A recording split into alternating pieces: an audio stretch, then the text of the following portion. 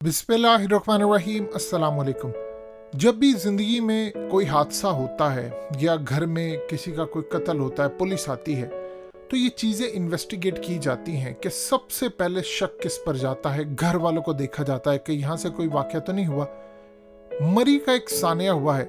बज़ाहिर आपको ये तमाम की तमाम चीज़ें नज़र आती हैं कि नेचुरली ये सब कुछ हुआ है, इंतज़ामिया की नाअहली है।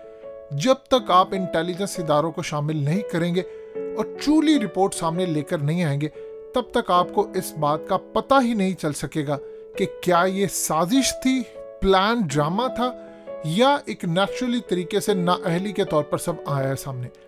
अब जो इब्तदाई रिपोर्ट पेश की गई है हुकूमत को, चूंकि हुकूमती नुमाइंदों ने जो रिपोर्ट पेश करनी होती है, इस वीडियो की अहम डिस्कशन चलती रहेगी। लेकिन इससे पहले आप वीडियो को लाइक करें, हकीकत टीवी को सब्सक्राइब कर लें और बेल आइकन पर ज़रूर क्लिक करें। उसमें कुछ इंकशाफात भी हैं, लेकिन उसमें अहम लोगों को बचाना भी होता है।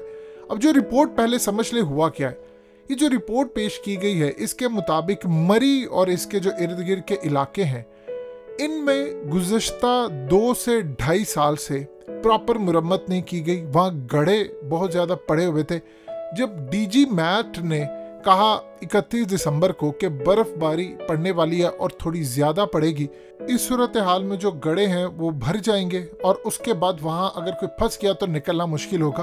और अजीबो गरीब सूरत हाल ये है कि बताया गया कि एक कैफ़े था, उसके बाहर फिसलन बहुत ज़्यादा है।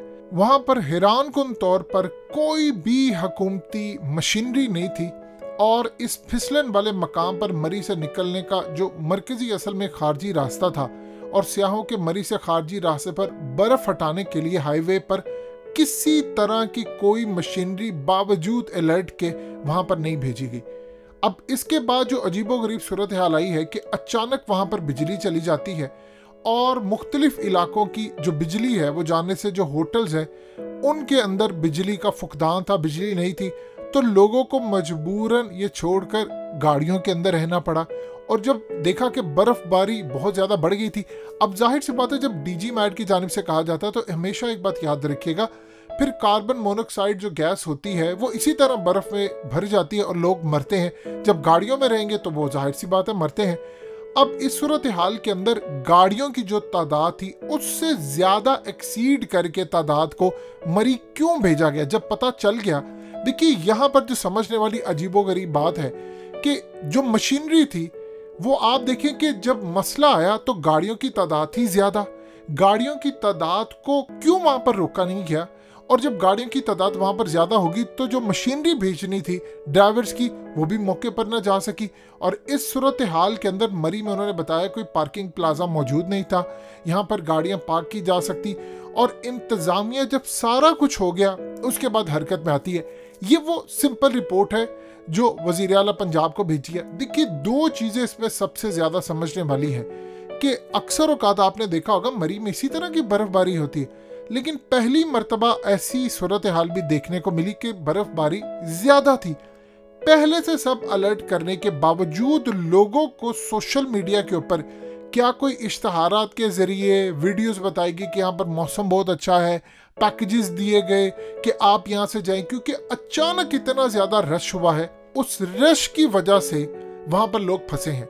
फिर उसके बाद होटलों के अंदर किराए की जो डिमांड की गई है वो 40 से 50 हज़ार रुपया थी। बहुत सारे जो लोग थे वो होटल में जाना चाहते थे, वो सोच रहे थे हम गाड़ियाँ यहाँ छोड़कर चले जाते हैं। लेकिन वहाँ पर मामला कुछ इस तरह आया कि जब उन्होंने कहा कि 50-50 हज़ार रुपये एक कमरे का किराया है, गाड़ियों को धक्के लगाने के पैसे, बर्फ़ में निकालने के 20,000 रुपया, पानी की बोतल 300 की हो गई।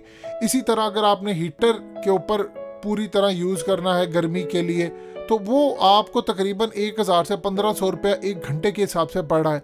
अब ये तमाम की तमाम जो चीज़ें हैं ये आपको अगर इंटेलिजेंस इदारों की नज़र से देखें तो आपको बड़े हैरान कुन तौर पर चीज़ें सामने नजर आएंगी, क्योंकि सबसे ज़्यादा इसमें जो अहम तरीन बात है कि आपको एक वार्निंग जारी की गई थी डीजी मैट की जानिब से कि इस दफ़ा बर्फबारी ज़्यादा होगी। जब बर्फबारी ज़्यादा होगी तो वहाँ पर ज़्यादा गाड़ियाँ फंसने का इम्कान है। अब मिसाल के तौर पर अगर कैपेसिटी वहाँ पर 50,000 गाड़ियों की है और लाख सवा लाख आ गई हैं, तो जाहिर सी बात है वहाँ पर होटल की जो कैपेसिटी है वो ओवर कैपेसिटी हो जाती है, वो ख़त्म हो जाती है। लोगों ने फिर वहाँ पर रुलना था, बर्फबारी थी। ये सबसे बढ़कर इसमें जो चीज़ नज़र आती है वो है इमरान खान का पिछले काफ़ी सालों से टूरिज़्म के हवाले से आप ये कह रहे हैं कि इसको आगे लेकर आएँ, हम यहाँ पर सियाहत लेकर आएंगे। वो आपकी पूरी की पूरी टूरिज़्म की 4 साल की जो मेहनत है वो ख़त्म हो गई। अब भूल जाए इसको, आप देख लें, अब गौर करते जाए पाकिस्तान में वो वाक़या जिसका बराह रास्त इंटरनेशनल सतह पर ताल्लुक था वो कहाँ पर गए। सियालकोट का वाक़या होता है, उसके बाद आप देख लें हमारी एक्सपोर्ट पर बराह रास्त कितना असर पड़ा। राजको फैक्ट्री से लेकर, यानी जितने ऑर्डर्स थे, ये वो राजको फैक्ट्री थी जिसको पहली मरतबा लास्ट ईयर उनको इंटरनेशनल सतह के ऊपर और मार्केट के अंदर, यानी आप अंदाज़ा कर लें कि सोकर की जो टीम थी उसके कपड़े भी इन्होंने बनाने थे। एक्सपोर्ट का नुकसान हुआ, टूरिज़्म रह गई।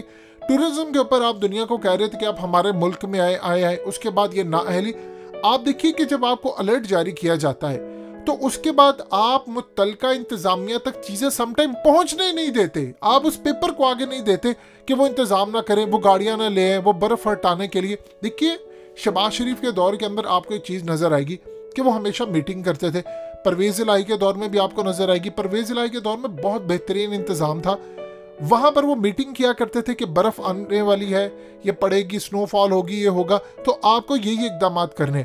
यहाँ पर जानबूझकर जो प्रिडिक्शन और जो डीजी मैट ने बात की थी, उन्होंने फैक्स किया, ईमेल किया, रिटर्न लिख कर दिया, कुछ उनके पास था, मेल किया, कुछ भी किया। उन्होंने कहा कि मेरे पास यहाँ पर तमाम चीज़ें थी, मैंने रिटर्न लिख कर दिया कि ये काम होने वाला है। फिर किसने आगे वो चीज़ें नहीं पहुँचाई? आपके एक इदारे ने काम कर दिया। अब आप इसको खाली नाअहली ना कहें कि जी वो नाअहली थी, मशीनें नहीं आ पाई, वो जी ऐसे हो पाया, वो गाड़ियाँ एकदम आपने इतनी ज़्यादा आने दी।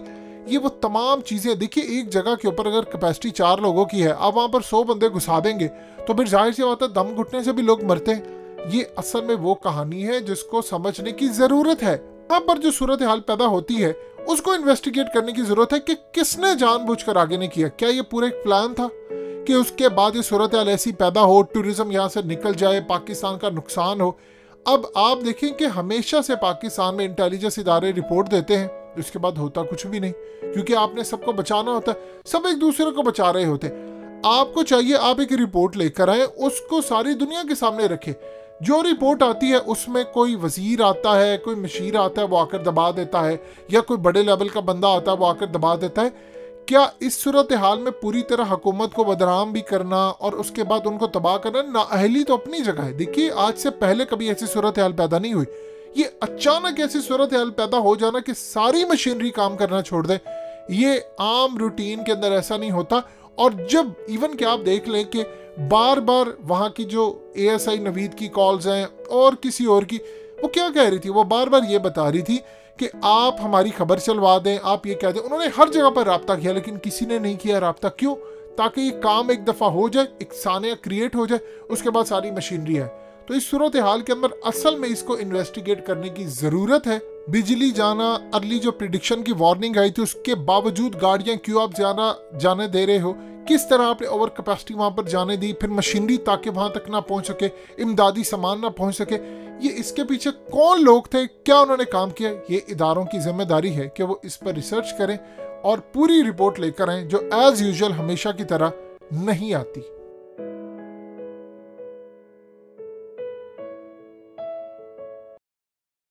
हकीकत टीवी को सब्सक्राइब करना मत भूलें, वीडियो को लाइक करें, शेयर करें और कमेंट सेक्शन में अपनी राय का इजहार ज़रूर करें।